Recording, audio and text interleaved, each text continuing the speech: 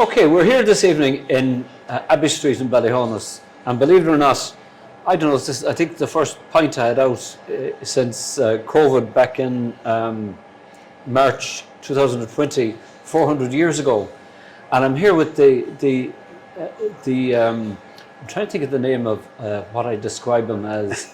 I was going to say the Doris Day, but there's another word better than that. But I'm here with Gareth Delaney in Delaneys here in Abbey Street, and if you ever want to catch up with the place where there's a bit of crack happening, you have to come over here. And even this is I'm not sure when this video will go out, but this is a Monday evening at 7 o'clock or around that time, and there's a good few staggering in and out of the place now. So it means that life is kind of coming back to normal, Gareth, is it? Yeah, it is. It is coming back to normal, yeah.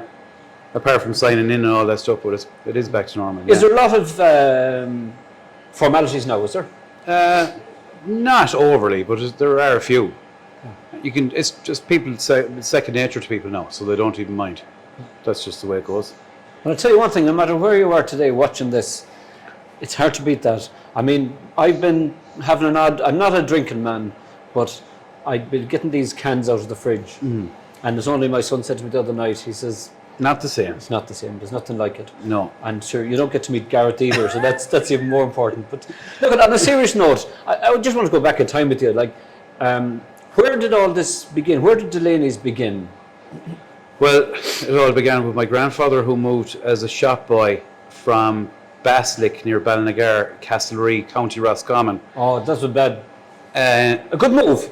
I don't know what year exactly, but certainly in the early 1900s, he moved to Ballyhaunis to work for his cousin in Knox Street, Michael Delaney, spelled Delany, no E. Okay. And he had a grocery, hardware, supplies business basically down in Knox Street, where Tommy Johnston's is now.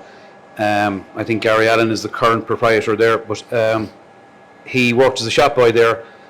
He left there a couple of years later and went to work in Murphy Brothers in Ballina, and that's where he represented Ballina Stephenites at club level. He was a fantastic footballer. He played for many years for County Mayo, and had a very long career with them, and played in a couple of All-Ireland finals to, as usual, no good, but we have faith. We have faith. We can only keep the faith.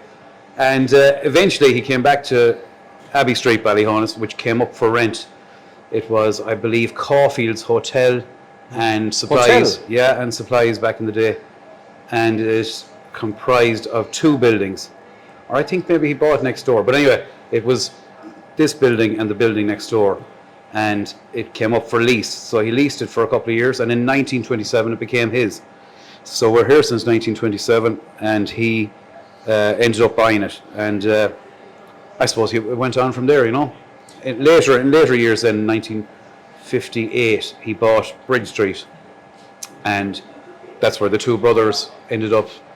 His two sons ended up taking over the two places. So George Delaney, as we know, in Bridge Street, he was what, my uncle. Your uncle? Okay. Yeah. Your father's brother? Yeah, my father's brother was.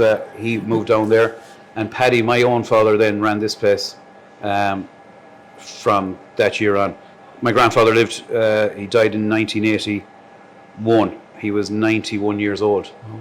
So so that was a brief history. Yeah, I remember known as Paddy Delaneys when I was growing up. Like it was George's before that. Yeah, okay. Old George, and then young George was young George, and he became old George, and now there are several George Delaneys. So yeah, that's the way it goes. So would say way back in the beginning, before time began, what was this place even before it was a hotel? The whole building. Yeah, it was a pub, grocery,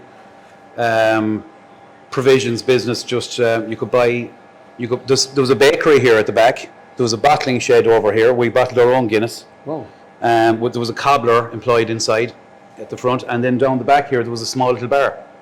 So that's the way it started. And a firearms dealer.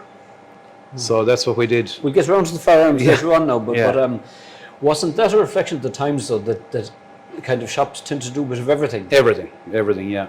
Did everything. You could buy a loaf of bread, or you could buy a nail, or you could buy a pair of hobnail boots. we still have all those things hanging on the Really? walls inside, yeah. That'd be interesting to see. Yeah. Yeah. We have all those old things, old clogs and all that stuff. But did you say before that again? This was a yard. This was a cattle yard, yeah. Okay. So on fair days, the gates would open there at 6 a.m. or before it. Because I think my grandfather religiously went to mass at 6 a.m. up in the Friary, which is straight across the road here, the Augustinian Friary. So the gates were opened here in the mornings, and the cattle flooded in. I'm sure there were chaos, organised chaos. There was a man at the gate, and he was paid per head to store the cattle for the day. Okay. So that's before we covered all this in and all that. It was open to the elements. Okay, we'll get around to that as well. But you're on about cattle, like they weren't behaving properly when they were in here as well. Well, they could go anywhere. And they did. Oh, and they did. I think there was an incident where a calf went upstairs in our own private house and was found in the sitting room and had done his business all over the carpet, as calves would. But and on another occasion, a weanling, a half-grown beast, went up the steps and fell down the neighbour's flat roof, down through the neighbours, who happened to be Billy Nestor, another old publican from Ballyhaunis, and he had a laundrette next door. So they were the good old tales of yesteryear, yeah. So look, I suppose back to modern day Ireland, we've come to a stage when a few years ago it was, you're probably full here a good few nights a week, and then all of a sudden we had COVID and lockdown. How did you cope with that? Well, just we had to cope. We had no choice. We thought we were going to close for a couple of weeks, and then it was a couple of months, and after a while you just get on with it. You find little projects to do and stuff like that. So we were constantly doing little jobs, and there's always work to be done everywhere you look. There's work, painting and cleaning, all sorts. And did you find that in some ways it was a gift, and that there was all those jobs that you never had time to do that you? It was in some ways, yeah. It was, yeah.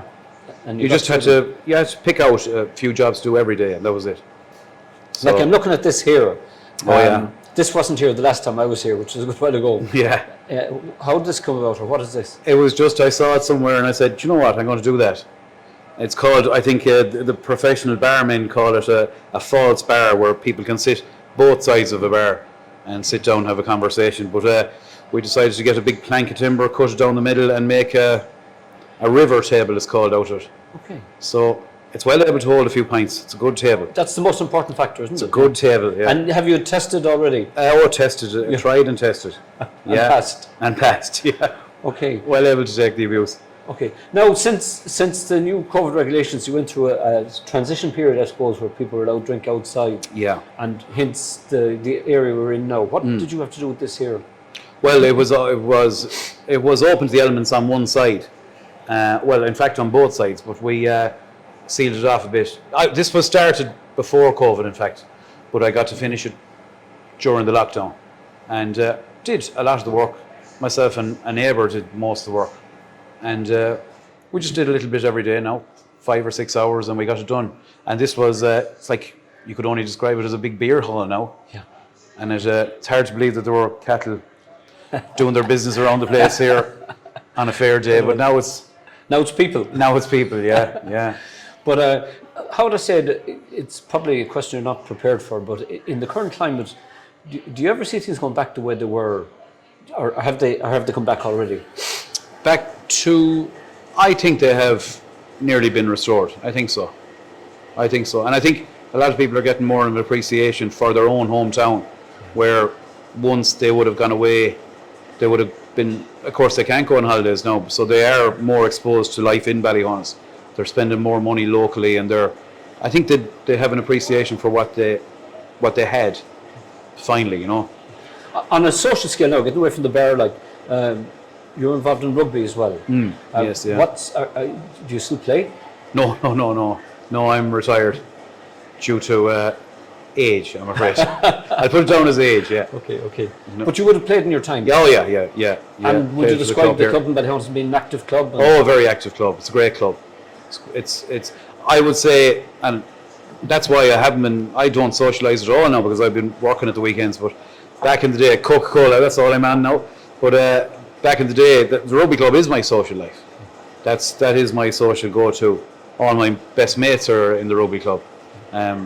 and it's great. Oh, in fact, all the clubs, even the GA club, just going to matches, it gives you an outlet for having the crack and. Of course, you're only meeting across up the road now afterwards. from the soccer Yeah, grounds now. yeah, as well. the soccer. We have a Super League soccer team, and hopefully they get on okay this year. But it's hard to get around to them all now. Yeah. But your first we love do. really been the rugby, I think. Yeah. And would absolutely. say, have you any involvement now, or is it just? In the Oh, I do. support? Oh, yeah. In coaching, yeah. Yeah. In coaching up in the club, yeah.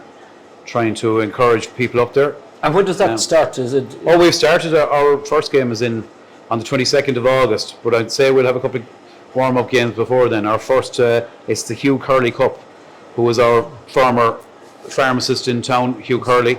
He was one of the trustees of the club, as I am now. I actually took his position as trustee of the club. Oh, very good. So, and his son Mark is a trustee as well. So, we're, there's 7 trustees of the club left. So, we'll drive it on now and see how we get on. There's a lot of work going on up there at the moment, and it'll be a fine place when it's finished now.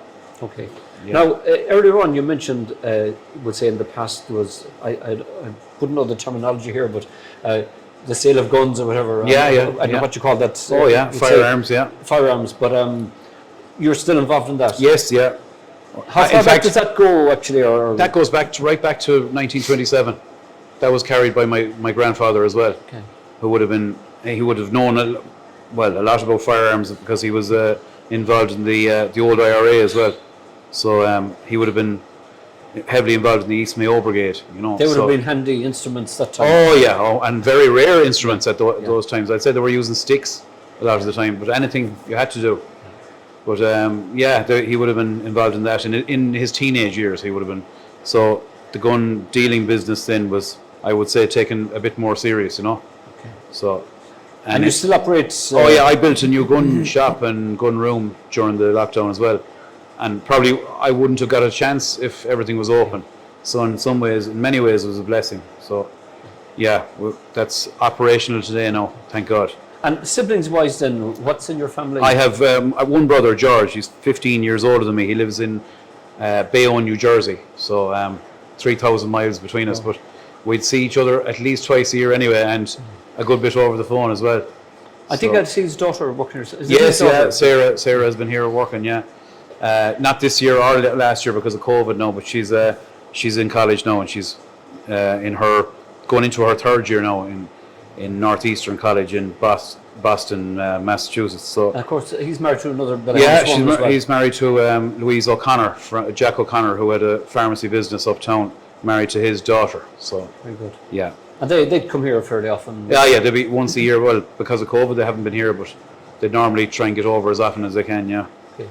So look at would say what's the future of public housing? I would say all over the place that there's people that are, I suppose, not reopening now. Do you think many places not reopen? It's hard to tell, really. I'd say when the dust settles on all of this is the only time we can judge on how many places will decide to reopen.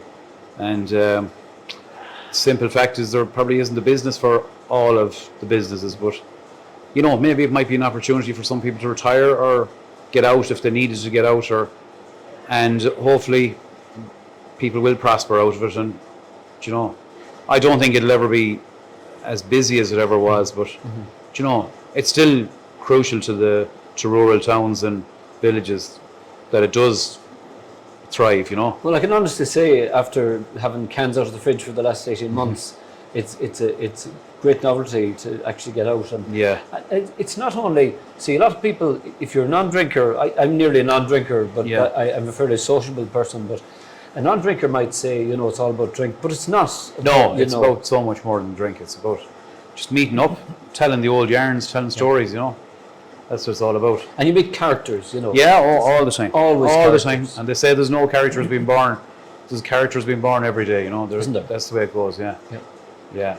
It is an outlet, So look at, might leave it at that. It's been a pleasure catching up with you, Gareth. Pleasure, man.